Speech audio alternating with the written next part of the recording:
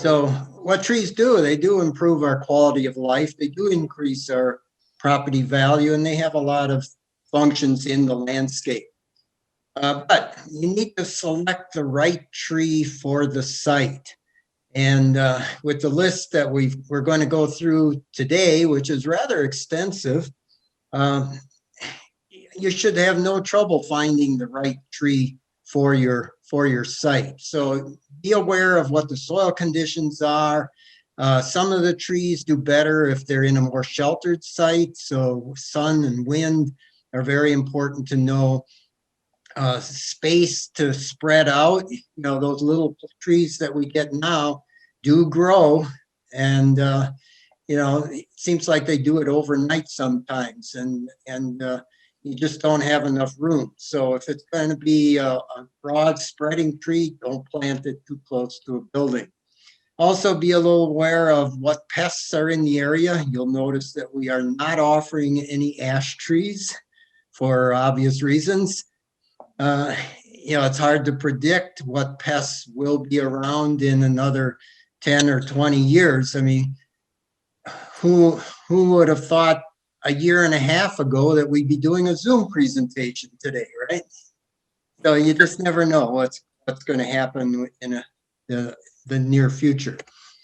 I want to do a quick review of planting trees. Now, the trees that are on the list from Cedarburg Green are bare root trees, but a lot of you do plant trees from containers or from balled and burlap as well. So I just want to review the things to look for as you're planting. Now, a lot of times, as you see here, the roots are to the edge of a pot. Ideally, they should not be circling the pot like we see on the bottom right. If that's the case, maybe you should look for a different plant, because what happens sometimes when they start circling like that, if you don't spread out the roots, and this is my favorite tool for spreading out the roots, by the way, I just dig into that root ball and really rough up those roots. If you don't do that, this is what's going to happen. The roots are going to continue to circle around. Even when you get them out of the pot, they're going to circle, and eventually those roots are going to choke off the tree. So that's called girdling roots, and you want to avoid that by spreading out the roots when you plant. That's one drawback. I mean, containers are very handy to have, and easy to carry around, but they do have drawbacks, and this is one of the main drawbacks of container planting. If it's extreme, what you could do is actually cut that ball into a square.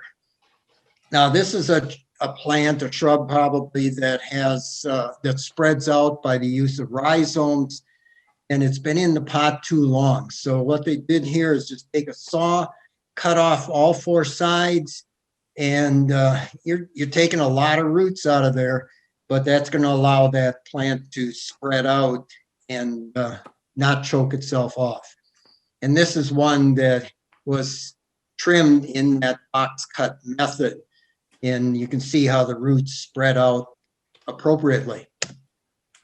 Bare root trees. Okay, now sometimes you can just spread those roots out on top of a mound of soil like this, but more likely there are some roots that are going to be going down, and you know, you can't really stick them into the mound of soil here. So make a wide hole so that you can spread out those roots, have somebody hold that tree, and then gradually fill in the hole with loose soil.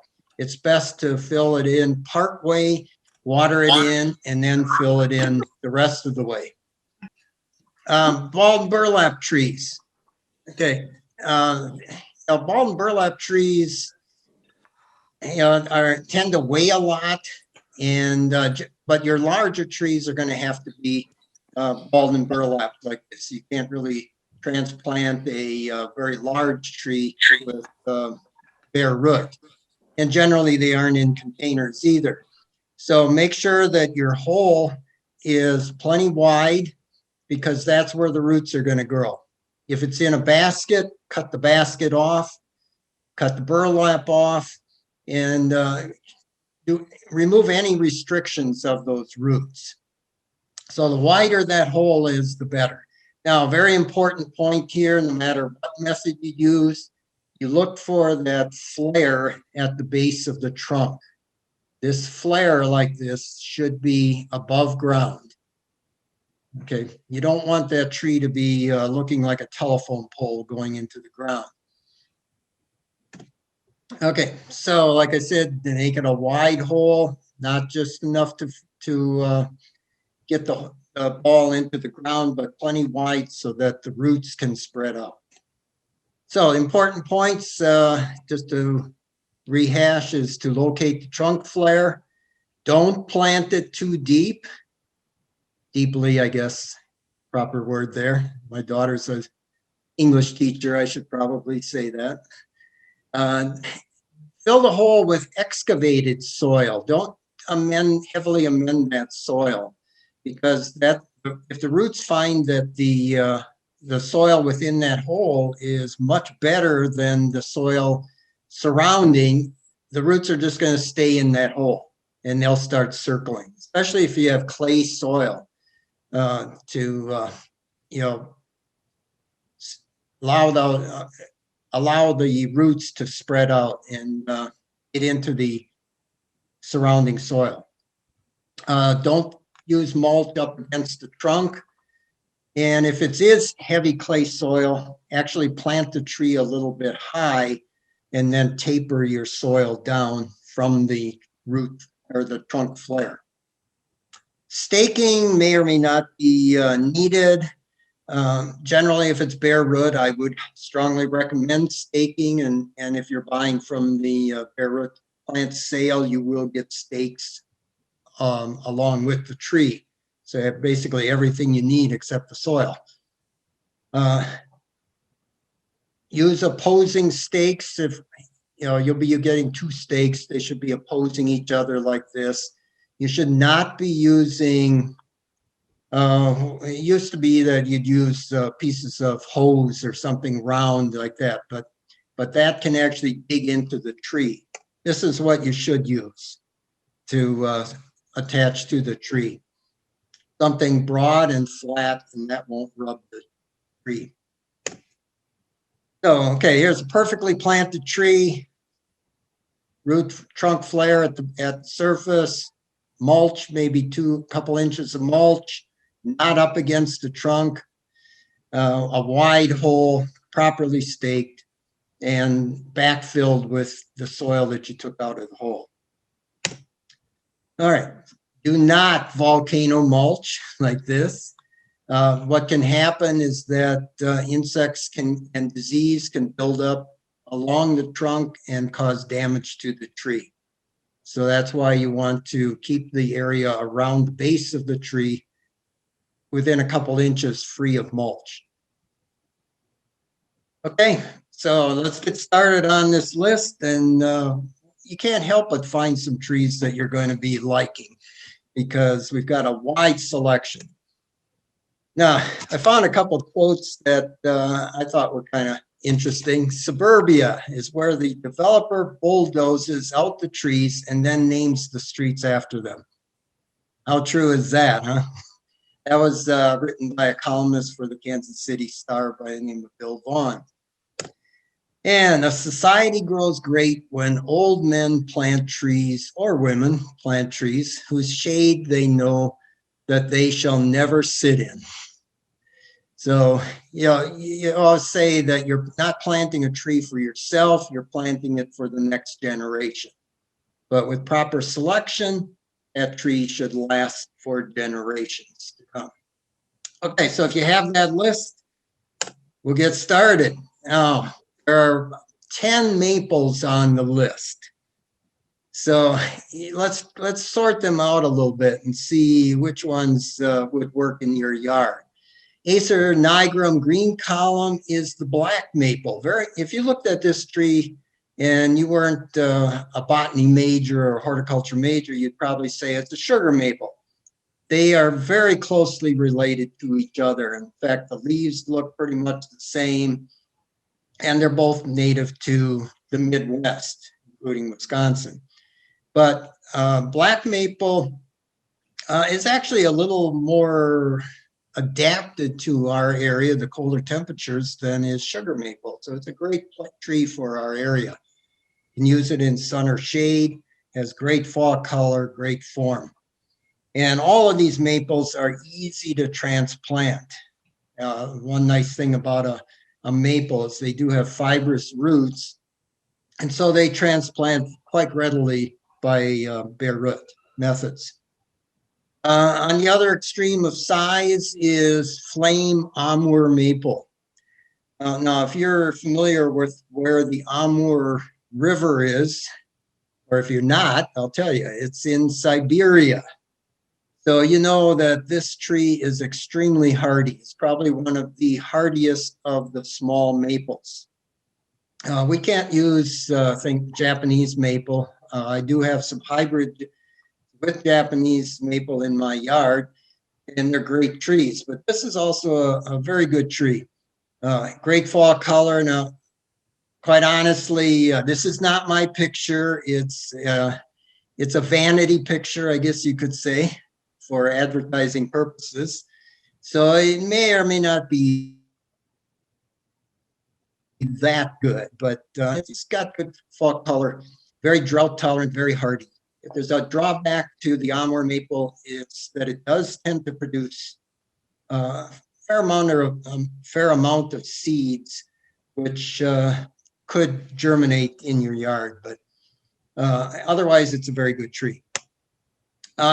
We've got a couple of maples on the list that are what I'd call medium-sized maples. They aren't as tall as a sugar maple or black maple.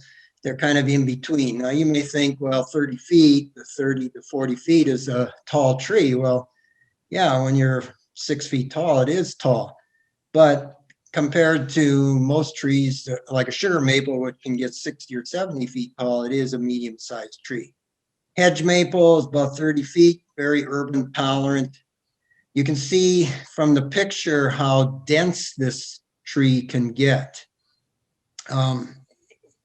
It looks great when it's not limbed up, when the limbs are allowed to grow close to the ground, but it would be virtually impossible to grow anything underneath that tree with it not limbed up. So, I think it looks good, but certainly not as a street tree in this form. Fall color, so yellow, nothing spectacular. A couple of sugar maples, Green Mountain, one of the best of the sugar maples for the Midwest. It's got great fall color. One drawback that sugar maples can have in an urban area is that if it gets dried out, the leaves may get scorched. You may find the edges of the leaves kind of curling and drying up. Well, this one is very scorch resistant, and it has a pretty good central leader for a maple. So, Green Mountain sugar maple, probably one of the best sugar maples. Fall Fiesta is also a very good one. Again, has very good fall color, good heat tolerance, and pretty fast growing for a sugar maple. So both of these are good selections. Norway maples, I don't look upon them as quite as good as a sugar maple, but they certainly do have better urban tolerance than sugar maples. So if you have tough soil conditions, maybe a Norway maple would be a good choice for you. The fall colors are generally not as good as sugar maples. I say yellow fall color, but it's nothing to write home about. And good heat tolerance though in the summer. So again, these can get very dense and may be difficult to grow things underneath them if you don't limb them up or thin it out. Deborah is another Norway maple, pretty good tree. rounded form. Fall color is better than most Norway maples. And the leaves actually come out a purplish color and then fade to green, dark green, as the summer goes on. And royal red has maroon foliage all summer long. It's considered an improvement of the old-fashioned variety Crimson King. It has deeper red fall color, but other than that, it's basically got the same form and the same features as Crimson King Norway maple. Now, these with the maroon leaves like this are slower growing than the Norway maples that have green leaves. And you can see the flowers. Actually, Norway maples have some of the best flowers of any of the maples. Red maple, Cedarburg red point. If you happen to have acidic soil, red maple is a good selection for you. If you have alkaline soil, which most of us in Cedarburg do, it's not one of the better trees to use.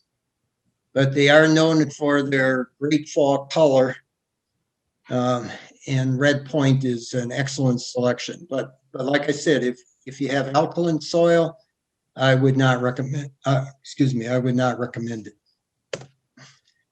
Another of the small, not small, but medium-sized maples is State Street Miyabi maple. Probably a better selection than the hedge maple that I talked about earlier. So given the choice between the two, I mean, I don't want to discourage you from ordering Acer campestri, but I think this is a better option. It's just a better looking tree. It's got better fall color and has better tolerance of urban conditions. So very good medium-sized maple.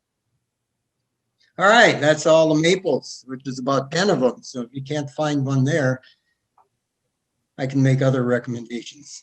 Glenn, before you move off the maples, a question came in specific to those. Any maple that doesn't get the black spots on the leaves? Yeah, that tar disease or whatever it's called. I don't know what you can do about that. Generally, you find the Norway maples and silver maples being the worst with those spots. I have not seen serious problems on sugar maples, and I haven't seen anything on any of my small Japanese maple hybrids either. So, the Norway maple and silver maples, I think, are the ones that get it the worst. Did I answer the question? Yeah. I think so. Yeah, that it showed up in the chat, but thanks. Okay. There was also a buckthorn question, but we'll maybe save that until after you've presented. Okay, I probably would not recommend buckthorn, but this might be a good time, though, to answer the two questions that were written in. One of them is, why would you want to plant something that is not native to Wisconsin? Doesn't that mean we are taking a chance it will survive and taking a chance it gets some kind of disease or insect problem? There are a lot of native plants that are susceptible to insect and disease problems because a lot of those insect and disease problems come from somewhere else. So just like with the economy, the plants are almost universal now, and so are the pests that get around. So, what you want to do is find a plant that is best adapted to the site. And a lot of times the imports are better adapted to sites than are the native plants, because really there's no such thing as an undisturbed native soil anymore. So soils are always disturbed. You want to select things that are best adapted to those sites. And Christina had another question. Is it best to have several different varieties of trees in your yard in case one becomes prone to disease? Yes, absolutely. The more variety, the better. Are you safe to plant, say, on one side of a house or one side of the yard, all the same thing? Maybe, maybe not. You know, it's hard to tell what's going to happen in the future. You know, whether some pest will come which attacks that type of tree. Now, when you do use trees of different kinds, use trees that come from different families. So in other words, don't plant all sugar maples, even though you may have 6 different cultivars of sugar maple, because one cultivar is going to be attacked just like the other one will be attacked. So use some variety, getting different variety in your plantings. Okay, moving on to amelanchier. Amelanchier is a small tree, large shrub. Generally, amelanchier laevis, the Allegheny serviceberry, is a multi-stem plant, as it shows in the picture. But it can be trained into a single trunk as well. What's nice about amelanchiers is that they are 4-season plants. They have great flowers. They have fruit in June. It's sometimes called Juneberry. And they tend to have pretty good fall color too, although that can be, it can be variable. So amelanchier laevis, though, tends to have quite good fall color. Sun or shade, this is a plant for all seasons. A new selection that's offered is this one called Spring Flurry. The difference between this and the previous is this one is more tree form. It tends to have a single trunk. It has more of an upright oval form and less likely to be a multi-stem plant. So if you want to use amelanchier as a tree, use this one. If you want something as a shrub, perhaps the other one would be better. And you can see the flowers. Flowers don't last real long. I always use amelanchier as a plant that tells you when spring comes. It could be blooming anywhere from beginning of April to the beginning of May. I think last year is probably more like May. So you never know when amelanchier blooms. All right, a couple of birches on the list. River birch. This one is a cultivar called Cully, trademarked heritage river birch.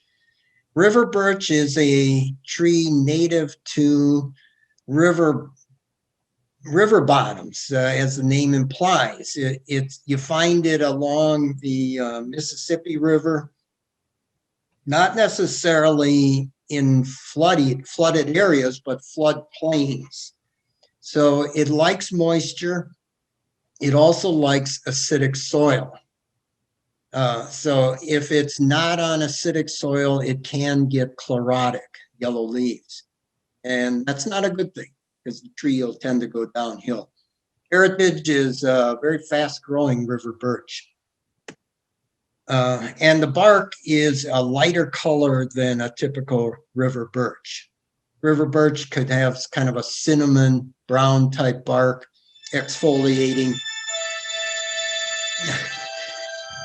I think Spock is ready to come down here. That's not my phone, it's my wife's phone. Okay. The other birch is Renaissance paper birch. Now, paper birch is native to Wisconsin. When I was living down in central Illinois, bronze birch borer was a serious problem on white bark birches. I have not seen a lot of problems with that since we moved back to Wisconsin 10 years ago. But you just never know. I mean, this, with the weather patterns the way they are, perhaps the bronze birch borer could move further north. Renaissance, though, has resistance to that. White bark, exfoliating. It is not drought tolerant, so you do need to keep the soil relatively moist. I think birches look great when they're in groups like this. Here it is lining a path. So put in your order for about 20 or 30 of those, right? Catalpa. I've got kind of a love-hate relationship with catalpa. I like the flowers, and I like the fact that this tree can grow just about on any kind of site. But don't get me wrong, it is a messy tree. The flowers, let me go up one here. Flowers are very pretty, showy, but when they drop, they leave a mess. They're followed by these long pod-like fruit, which drop over a period of time. So they can be kind of messy too. But it is a tree that can grow just about anywhere. So if you have a back 40 where you want to put some trees and you don't necessarily have to maintain the soil or the grass underneath it, catalpa might be a good choice. There's some very showy catalpas in Cedarburg. Also, if you don't like the tree after a while, you can use the wood for fence posts because it does resist decay. All right, another one I'm not real fond of on as an ornamental tree, but it is a tough native tree that it'll tolerate a wide range of sites. It likes moist soil, but it doesn't require it. It's got interesting bark. It has fruit, which attracts birds. But the fruit can also be kind of messy, and the birds will sow the seeds wherever you don't want it, and you'll have little seedlings coming up. So again, I know Cedarburg uses this quite a bit as a street tree because it is very urban tolerant, and it grows, as you can see, very tall, and it has that vase-shaped form. Hackberry actually was one of the first trees that nurserymen started growing after the elms died out because it has a form very similar to elms. There you can see the fruit and the kind of flaky bark. This one, Cercidophyllum japonicum katsura tree, one of my favorite trees. I love this tree. It's got great form. It's got great foliage, no pest problems. It does like moisture, especially when it's young. You need to keep it watered. It's not a fast-growing tree. Eventually, it can get to become a tall tree, but it grows at a rate that probably would put it more in the medium category. But just a great tree. We've got one. We look out our kitchen window and we see it all the time. Fantastic tree. You can see the foliage kind of heart-shaped, and the new leaves have this reddish color on the margins. Fall color can be a pretty good yellow.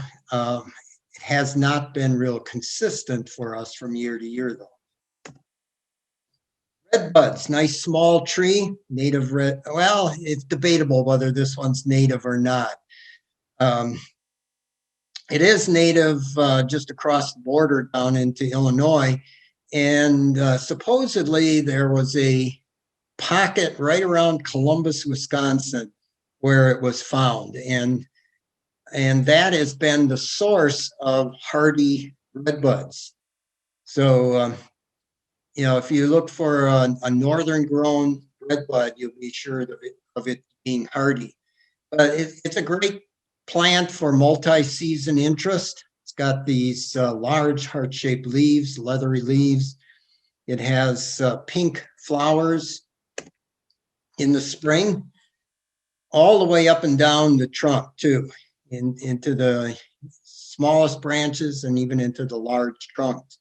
And as those flowers start to open up, you can pluck them off and add them to your salads because it has a nice pea-like flavor.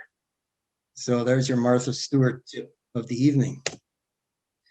This is the one, I was really happy to see this one on the list. Cladrassus kentuckea is yellow wood because the wood is kind of yellowish. That's what gets the name. But I haven't seen this one available in this area, even though it is perfectly hardy. It's basically a rare tree. So if you want something that nobody else has, except me because I ordered one, get a yellowwood. It's a medium-sized tree, fairly slow growing, white pendulous flowers, which unfortunately, it's not this profuse every year. About every 2 to 3 years, you'll get a real heavy proliferation of flowers. And fall color can be pretty good too. So you can see the fall color there. It's got compound leaves, really a great tree. And something even more unusual is this cultivar called Perkins Pink, which has a pinkish flower. Other than that, it's identical to the species.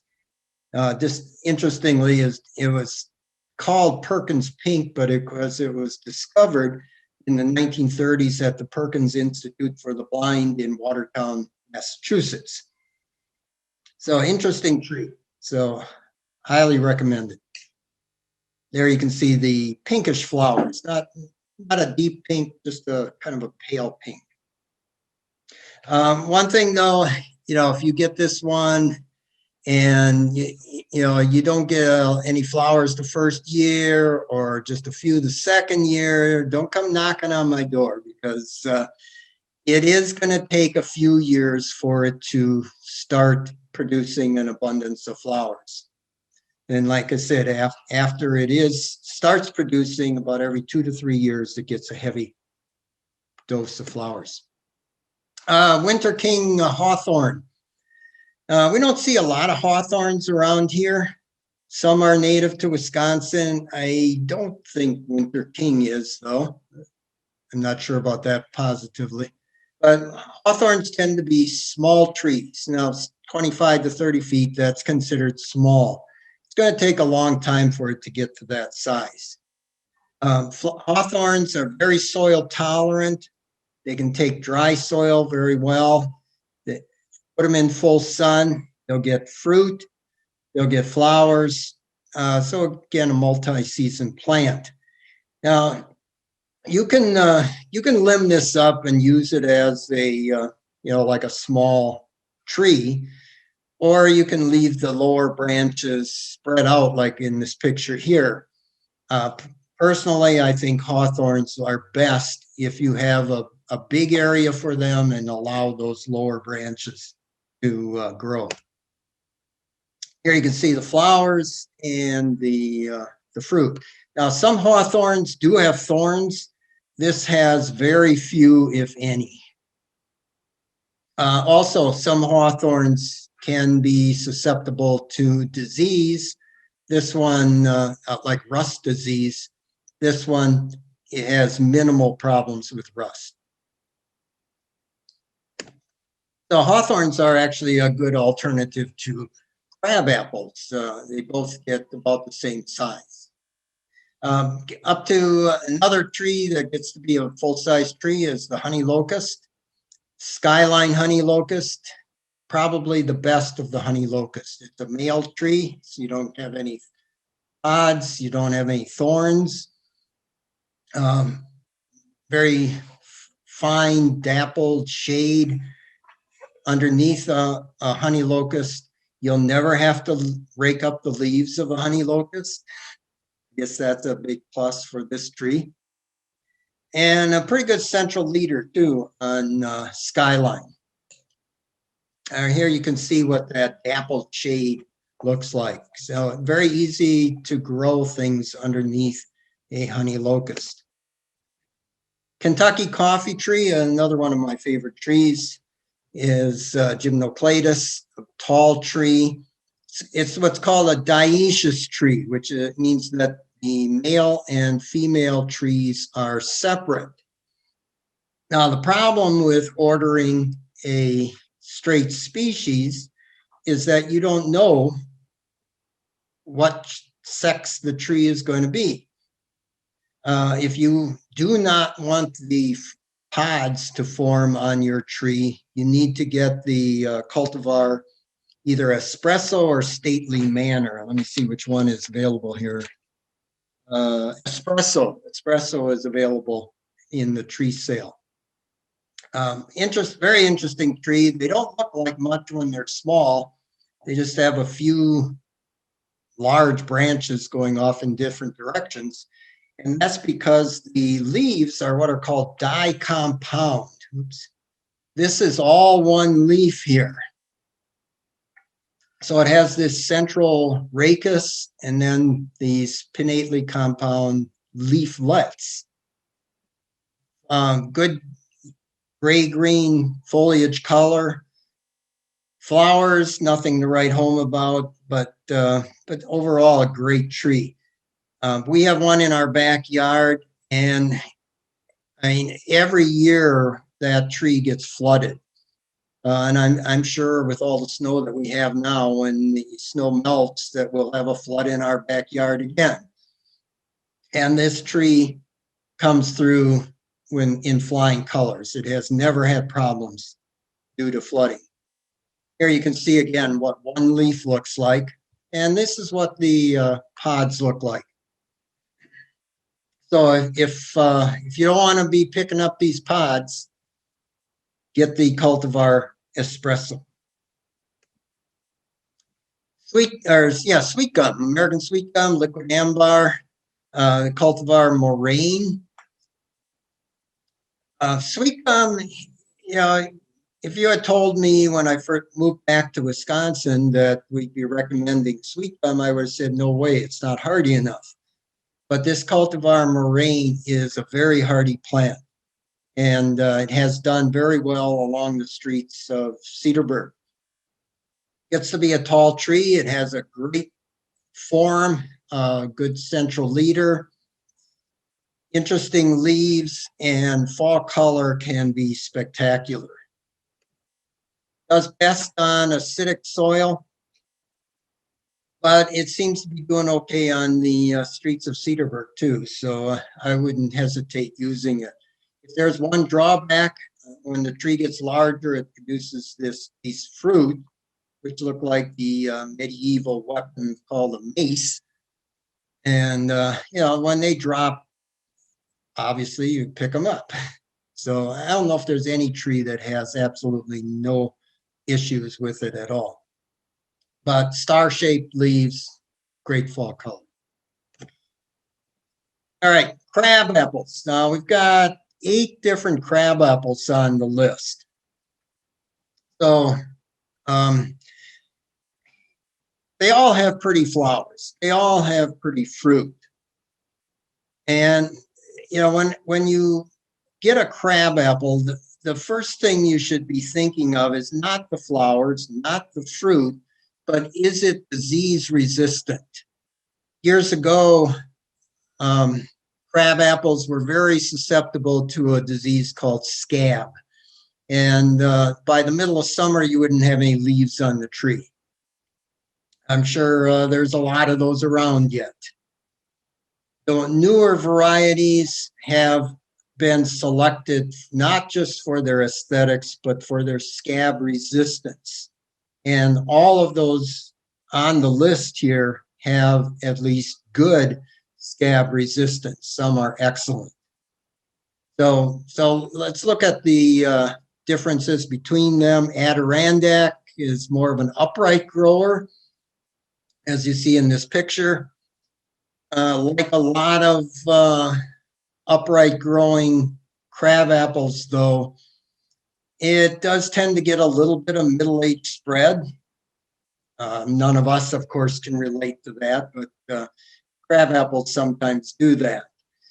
White flowers, red fruit, very good disease resistance. So if you need a crabapple for a tight space, and I know this has been used on the streets of Cedarburg, this is a good selection. There you can see the flowers and the fruit. Cardinal is a really good one. Excellent disease resistance. Pink to red, purple flowers, red fruit, upright oval form. So very good plant. And spotless on those leaves, no disease at all. Donald Wyman, named after the great horticulturist from the past. A little bit of trivia here. I think the first horticulture book I ever purchased was Wyman's Gardening Encyclopedia, and I still have it. So a lot of knowledge in that man. This tree has been around for a long time. Granted, there are some better crabapples as far as disease resistance, but it does have good disease resistance. Not great, but good. Nice white flowers, persistent red fruit, and maybe a little bit of fall color too. There you can see the pink buds changing to white flowers and bright red fruit. Harvest Gold is a gold fruited crabapple. White flowers, yellow fruit, dark green foliage, and again, excellent disease resistance. This is a picture taken off the internet. Don't tell anybody. This is one I took. So you can see that the fruit on the picture that I took certainly looks as good as the vanity picture here. Pink Spires, another very good crabapple with a vase to oval form. Rosy buds to pink, changing to a pale pink flower, purplish red fruit. The leaves actually change color through the season. They have a coppery bronze in the summer and then change to yellow in the fall. And good disease resistance. There you can see decent fall color and small red fruit.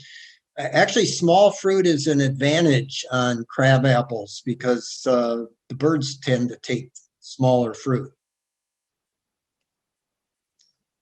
Purple Prince, 20-foot tall tree with rosy red flowers and maroon fruit. Excellent disease resistance. Leaves come out a purplish bronze color. This is, again, one of the newer varieties that is a very fine choice for crab apples. Now, crab apples should be grown in full sun. The soil should be well drained. Other than that, they have no specific needs. After they're established, they tend to be very drought resistant too. So there we are. Royal Raindrops, another excellent selection. If you're looking for a crab apples aren't really known for their foliage, but this one certainly is. It's got dissected leaves which have a purplish color to them. So pink flowers, red fruit, orange red fall color, plus color on those leaves through the summer. So one of the best selections of the many crab apples that are available. Zumi calocarpa, this is called the redbud crab apple. This one's been around longer than I've been in horticulture, which seems like a long time. It's more of a broad spreading crab apple. You don't necessarily want to use this one as a street tree or an area where it needs to be narrow. Good disease resistance. There are some which are better, but does have fairly good disease resistance. But you can see the buds are a deep red, fading to pink, finally opening up to white, and abundant small red fruit. Any more questions, John? Yeah, we just got one having to do with crab apples. About the difference between serviceberry and crabapple. Is the only real difference between them the fact that the latter needs full sun? Well, I mean, there obviously are some other differences. For one thing, the fruit of serviceberry is edible. I'm not sure I'd want to eat the fruit of a crabapple. It'd be a little bit tart. But you were right, though, that serviceberry does take shade, whereas crabapples do not. Serviceberries typically get better fall color, too. And they bloom earlier. Mhm. So they're Couple other, both good selections, though. yeah. Sorry. A couple more crabapple questions. Are crabapple fruit beneficial for wildlife? I never really see birds feeding off of them. Depends on the size of the fruit. They will go after the ones with the small fruit, but you know, a lot of times the birds will go after it in the spring, early spring, rather than late or in the fall when the fruit is ripening. So when they're looking for something, you know, like right now, now is a time when they might go after crabapple fruit. And then one more question. What do you think of Sargent crabapple trees? I think Sargent is a very good selection. It's a much smaller crabapple selection, and there are some cultivars of Sargent which are even smaller, such as Tina, which is only about 4 feet tall. But they do tend to be very disease resistant, and so they're good selections. And then this wasn't a crabapple, but one participant was affirming the picking up after the fruit from sweet gum and saying 40 to 50, 60 bags of picking up fruit all year long. So beautiful, Yeah, really messy. yeah. That can be an issue, right? Actually, there is a cultivar of sweet gum which does not get fruit, but it's not hardy in the north. So unfortunately, yeah. But you know, if you're crafty, maybe you can find something to use that fruit for. All right, moving on to quaking aspen. This interesting tree. You know, a lot of people when they see quaking aspen, they think, "Oh, that's a birch because it has white bark." But much different family, and it's a northern tree. You'll find it a lot in the northern half of Wisconsin, especially. In fact, it has the widest geographical distribution of any North American tree. Now, what that tells you is that it can tolerate a wide range of soil conditions. Anything that grows in many different areas can tolerate a lot of different things.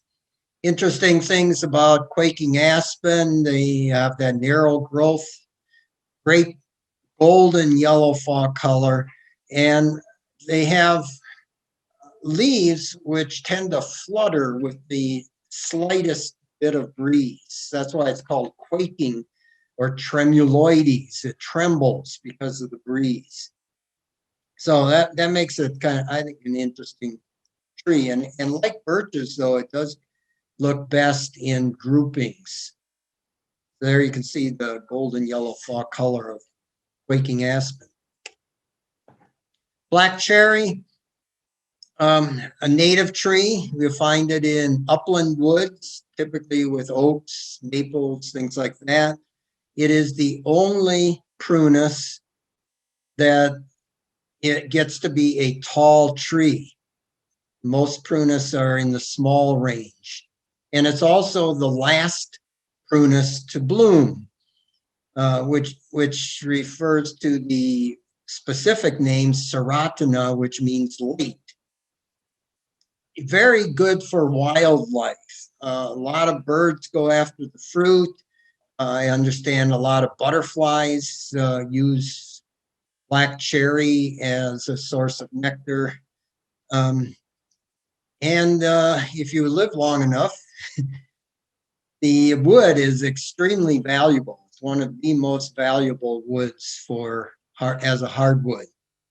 So great wildlife tree, but it can be messy. The black cherries do create kind of a mess. So again, I would probably put this in back 40 rather than in your front yard. There you can see the bark. When I was teaching this plant to my students, I would say it has burnt potato chip bark because it's kind of flakes off like potato chips. And there you can see the white pendulous flowers and the abundant fruit. You definitely will see birds on this one. Now, a lot of the small cherries, the oriental cherries, like we have around the in Washington, D.C., what do they call that? The tidal basin or something like that. Okay, those are not hardy in Wisconsin, but the Sargent cherry is probably, if not the hardiest small cherry, it's certainly close to it. Multi-season plant. I'm pretty sure, I haven't actually verified this, but I'm pretty sure that the trees along Cedar Creek Park are Sargent cherries. They certainly have all the characteristics of it, but you can see the pink flowers are spectacular in the spring. The fall color can be spectacular as well. So this is definitely a tree for both early spring and late fall interest. During the summer, the leaves look good, kind of a medium green color, and the bark has an interesting pattern as well. So great small tree for multi-season interest. Prunus, the smaller prunus tend not to be what I'd say long-lived trees. So if you can get 10 to 20 years out of these, you're doing pretty well. They're not the type of tree that's going to live for 100 years. A couple of oaks. Typically, oaks are not the kind of tree that you want to plant bare root, but the two selections, the red oak and the swamp white oak, will do quite well as bare roots selections. They both transplant fairly well. They both have pretty fast growth rate as well. In fact, the swamp white oak is, I'd call that a fast growing tree. Good tolerance to soils with the red oak, possibly good red fall color. Now, you know, when you're selecting oaks for an urban setting, red oak is certainly one of the best to use. There's the bark, there's the leaves, and sometimes fall color is that good. Not always, but it's quite variable. The red oak is probably one of the most versatile oaks. Swamp white oak, however, must have acidic soil. It will get chlorotic on an alkaline site. It's considered what a river bottom tree. It can tolerate flooding. It can tolerate saturated soils. But you know, if you've got the right site, it is probably, if not the fastest growing oak, close to it. Transplants very readily, very easily, and grows fast. So good tree if you have the right site. It's easy to identify because the bark kind of exfoliates along the branches. So one of the easiest oaks to identify. Japanese tree lilac, probably the favorite tree for Cedarburg to use underneath power lines. It's a small tree, upright oval form, fragrant white flowers. It's the last of the lilacs to bloom. Ivory silk is a very good upright oval selection, and has some interest in the bark as well. Here you can see the flowers and the bark. A new selection, I hadn't actually heard of this one before, is cultivar Elliott, trademark snow-capped Japanese tree lilac. And it'd be interesting to see how this one differs from ivory silk. So, you know, I haven't actually had experience with this one. It's supposedly selected for uniform, compact, oval habit and large flower clusters. Both are good selections, though, whether you get ivory silk or snowcap. There are 3 selections of tilia on the list. Our native selection is American linden or basswood. If you're a wood carver, you're very familiar with this tree. It's one of the favorite woods for wood carvings. A tall tree that grows typically with sugar maples. We see it in the same types of settings. It's not really, the American linden is not a great street tree. It is not, it's better as a backyard tree than it is as a street tree.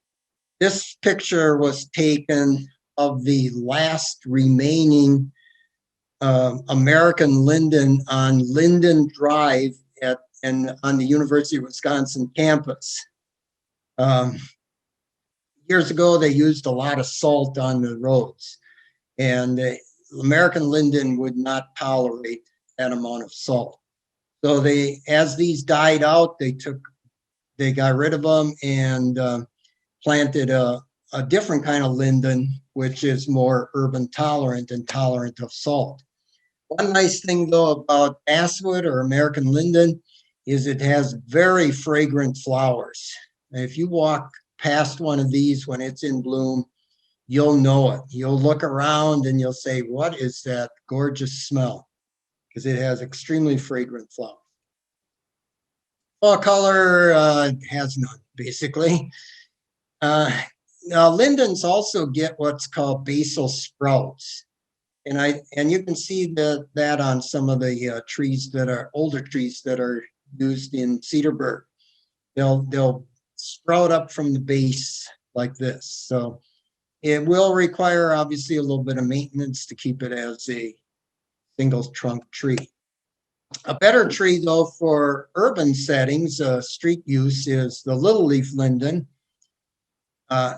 Much more urban tolerant than the American linden.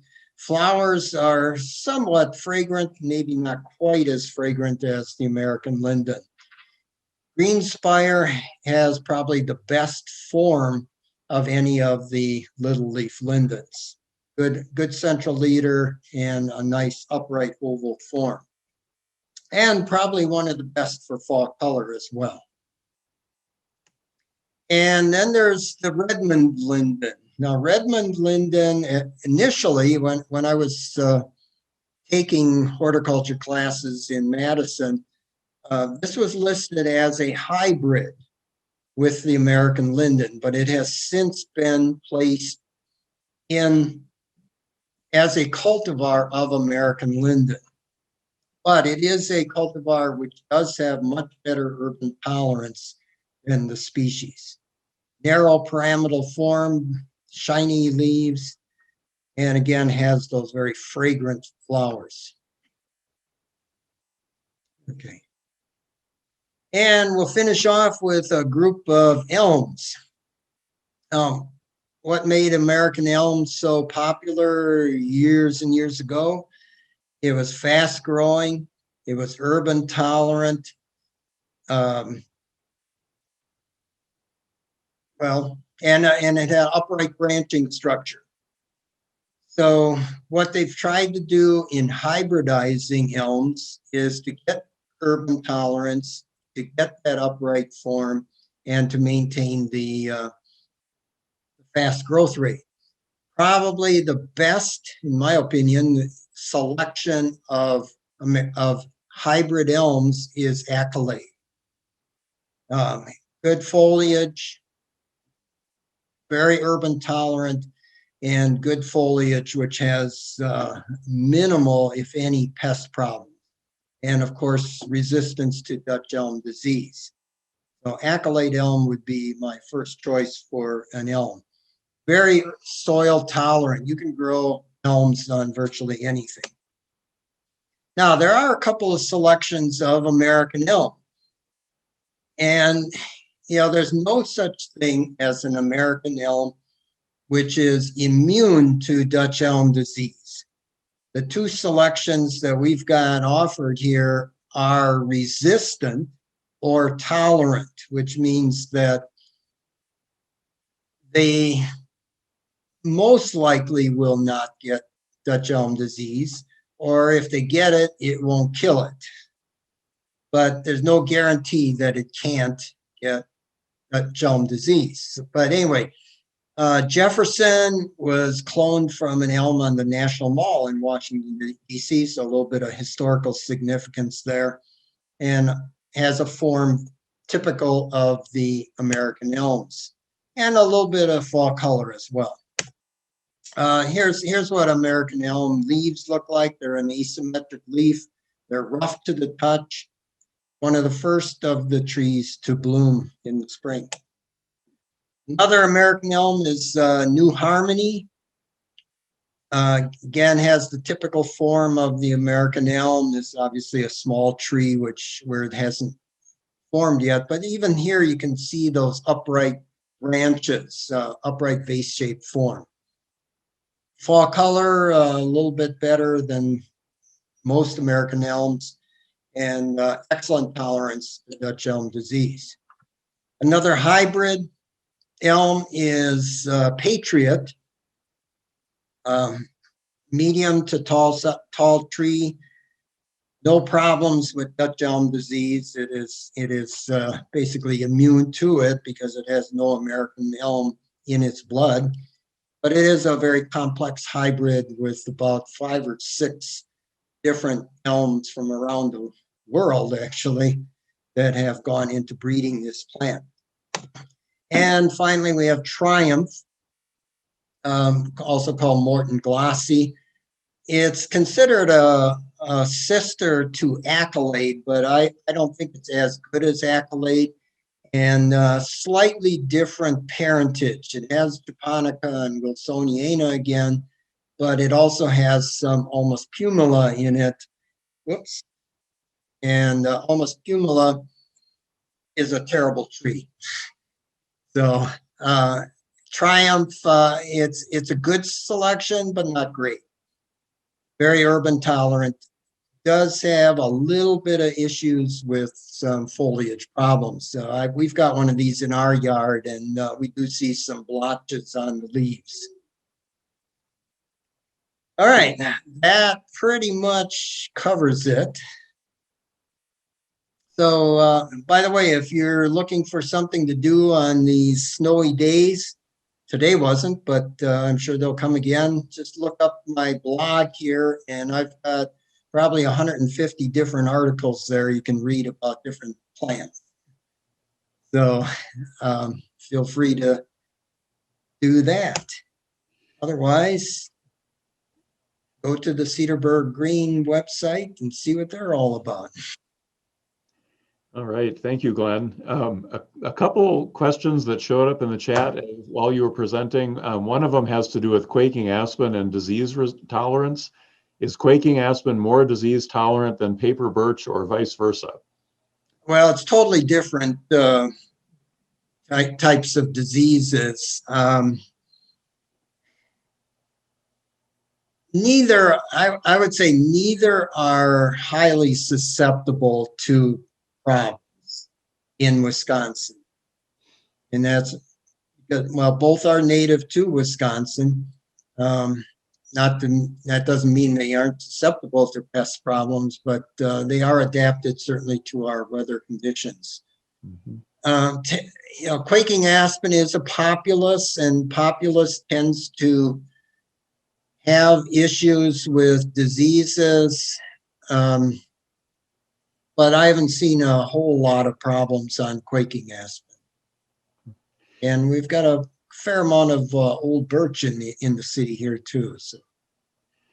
And then there was a question about deer resistance. Which trees are deer resistant? None.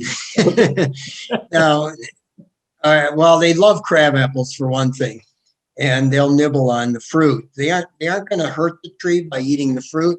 The way trees are harmed by deer are when the young bucks are rutting. I think it's called rutting. In the fall, typically, they will rub their young antlers up against the trunks and can totally destroy a tree. So that's the issue with deer, not so much nibbling, but rubbing their antlers on it, on the tree. And then Yeah, go ahead. several questions kind of coming in here. There were two having to do with buckthorn. The very first one was, is any amount of buckthorn okay to keep around? And then suggestions for dealing with removing 2 to 3 foot high buckthorn. Buckthorn, let me go to the second one first. Buckthorn tend to be fairly shallow rooted, so a 2 to 3 foot plant can be fairly easily dug out and pulled out. That's what a way I would recommend that they be removed. And is there any limit from, with buckthorn? I would say if you have one buckthorn, that's too many, because they are prolific fruit producers, which the birds absolutely love, and the fruit, and it goes right through them, and they sow those seeds all over the place. I know we've got a lot of buckthorn around, and we will never eradicate it. What we need is some kind of pest that just loves buckthorn. But right now, there is no such thing. So the more you can get rid of, the better, honestly. And, every spring, I will, walk around. Well, anytime I walk around the yard, I'm always on the lookout for buckthorn. I do not have any in our yard, but I know all of our neighbors do.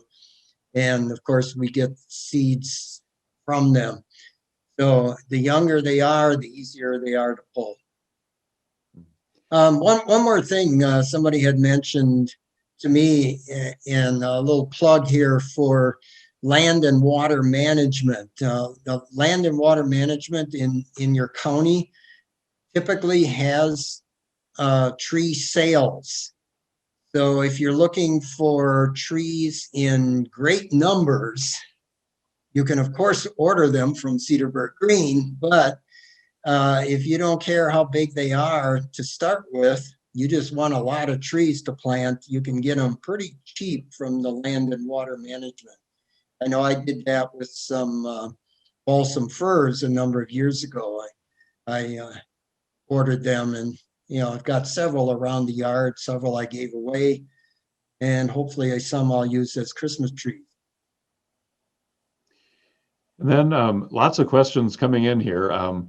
One about soil augmentation. Can the soil be augmented to make it acidic? And if so, what should I use and how often? Sulfur is the best thing to use to acidify the soil. Just elemental sulfur. You need to work it into the soil, and you would need to do that through the whole root zone. It's best to get a soil test done first to find out how much you actually need, and then apply it one season and then plant the next season, because it takes a while for it to take effect. Now, fertilizers containing ammonium will also acidify the soil. So, once you get to the soil to the pH that you are desiring, you might be able to maintain it with fertilizers containing ammonium. But our soils are so alkaline, it is very difficult to acidify them.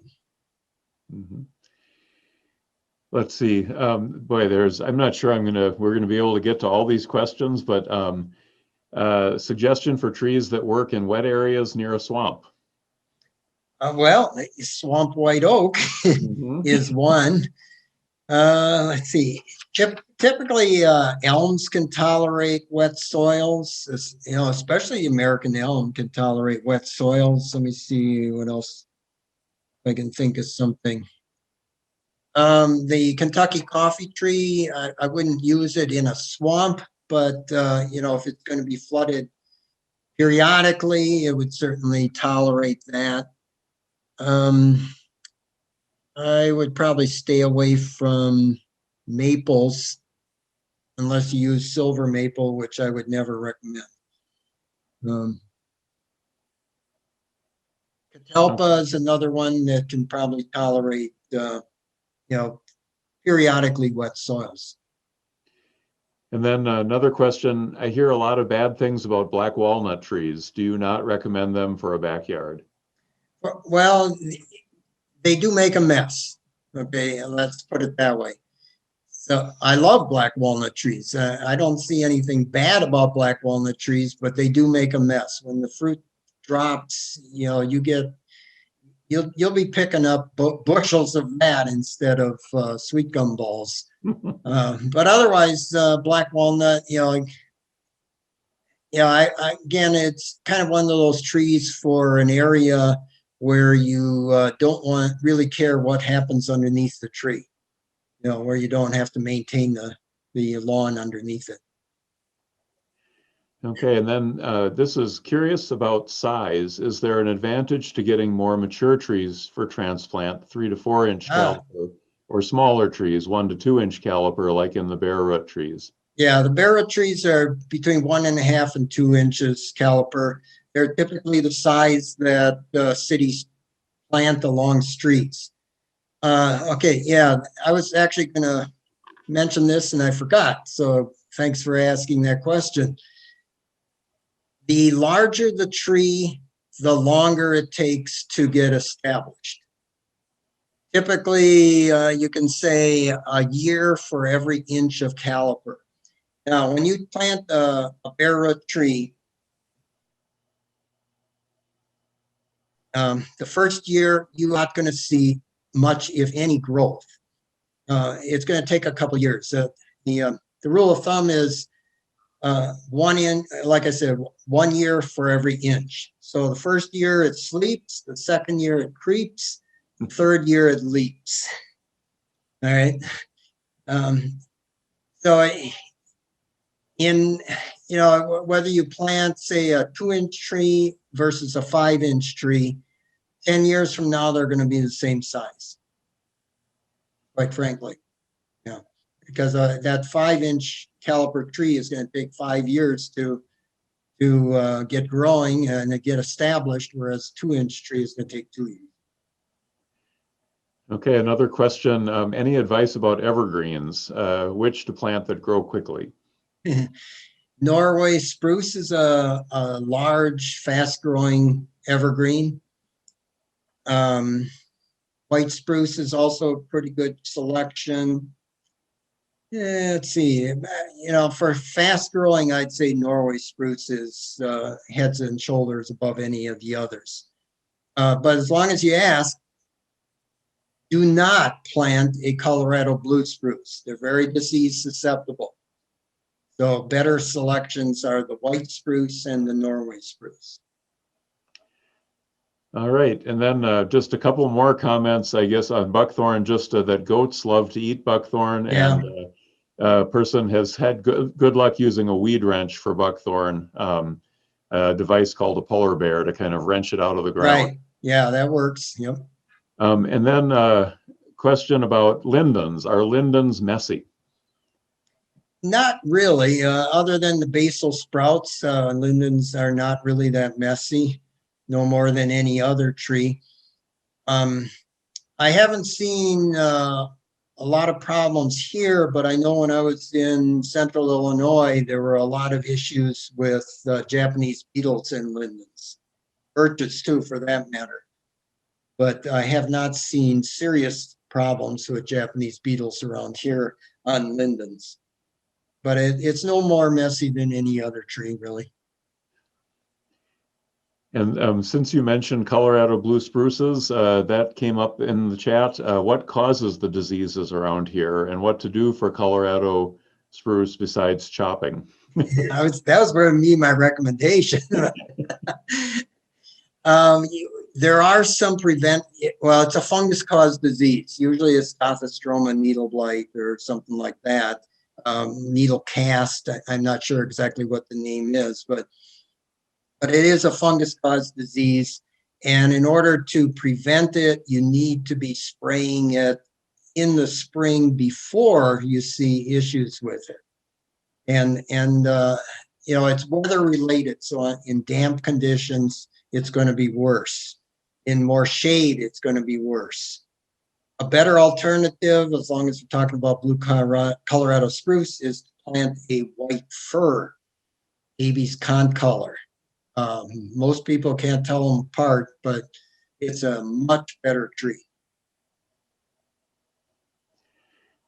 All right, and then one last question came in. Best apple trees around here. I'm not sure that that's my forte, so I don't grow any apple trees. I eat Honeycrisp. So I don't know. I plead the fifth on that one. Well, and maybe with folks' questions too, you had put your link up for your blog, and can people ask questions on your blog as well? No, but they can send me an email. Okay.